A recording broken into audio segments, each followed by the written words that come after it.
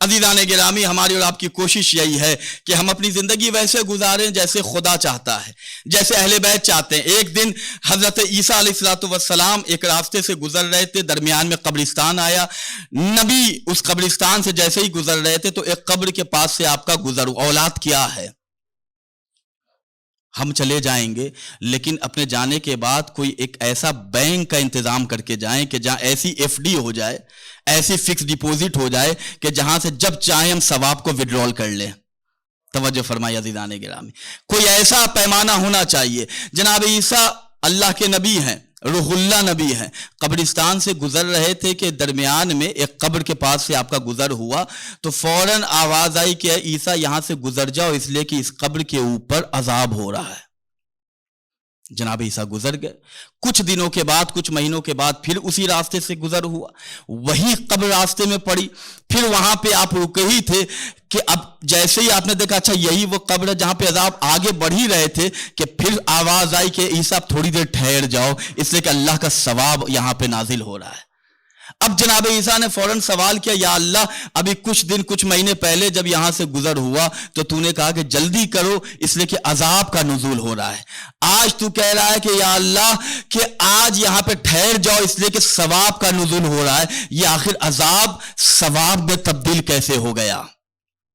یہ جو تیری طرف سے جو عذاب نازل ہو رہا تھا یہ تیری رحمت میں کیسے تبدیل ہوا؟ تو آواز آئی کہ اے عیسیٰ، اس صاحب قبر نے اپنے بعد اپنے ایک بیٹے کو چھوڑا تھا، اپنے بعد اپنی ایک اولاد کو چھوڑ کے گیا تھا۔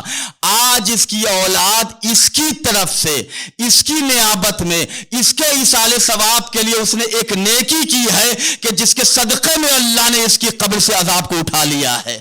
اگر اولاد کو علی کی ولایت بتا کے جائیں گے، اگر اولاد کو فاطمہ کی ولایت بتا کے جائیں گے، اگر اولاد کو عزاداری سکھا کے جائیں گے، ہم چلے جائیں گے، جب جب لبیک یا حسین بیٹا کہے گا ثواب پہنچتا رہے گا۔ ایک صلوات پڑھے محمد والے محمد علیہ السلام۔ تو عزیزان گرامی، ان چیزوں کا ہم خیال رکھیں۔ عزاداری نے ہمیں بہت کچھ دیا ہے، ہم نے عزاداری کو کچھ نہیں دیا۔ ہم تو عزاداری سے لینے آتے ہیں، ہم تو اس بارگاہ سے بھیک مانگتے ہیں۔ ہمارے کاسے طلب میں اتنی تڑپ نہیں ہے کہ جتنا حسین کی بارگاہ سے عطاؤں کا سلسلہ ہوتا ہے۔ حسین لینے کے لیے نہیں آئے ہیں۔ پہلا دن، پہلا قدم ابھی زمین پہ آئے نہیں تھے کہ آسمان سے بھی مانگنے والے زمین پہ آ گئے، زمین سے مانگنے والے بھی آسمان اور زمین کے درمیان کی جماعت بارگاہ حسین میں پہنچی۔ کیوں؟ اس لیے کہ وہ کریم آیا ہے کہ جو فقط دیتا ہے، جو فقط دیتا ہے۔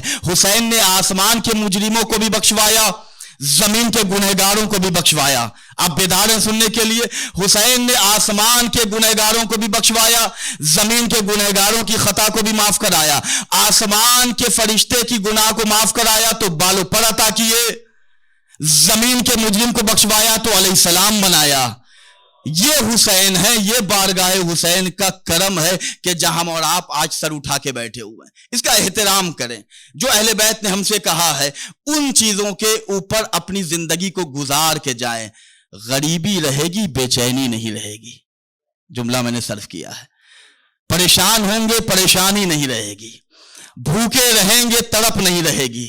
اگر بھوک میں تڑپ ہوتی، اگر پریشانی میں پریشانیاں ہوتی تو پھر جناب ابوذر غفاری پیٹ پہ پتھر باندھ کے کبھی بھی اس بات کی فکر میں نہیں رہتے۔ اگر جناب ابوذر کو بھوک ستا رہی ہوتی، اگر جناب ابوذر، جناب قمبر، جناب مقداد، جناب میثم تمار یا کربلا کی تاریخ کے مجاہدوں کو دیکھ لیں، اتنی پریشانیاں ہیں لیکن پریشان کوئی نظر نہیں آتا، اس لیے کہ جس کے مقدر میں حسین ہے وہاں بے چینی نہیں ہوتی ہے۔ توجہ فرمائیے، جہاں علی ہے وہاں پریشانیاں نہیں ہیں۔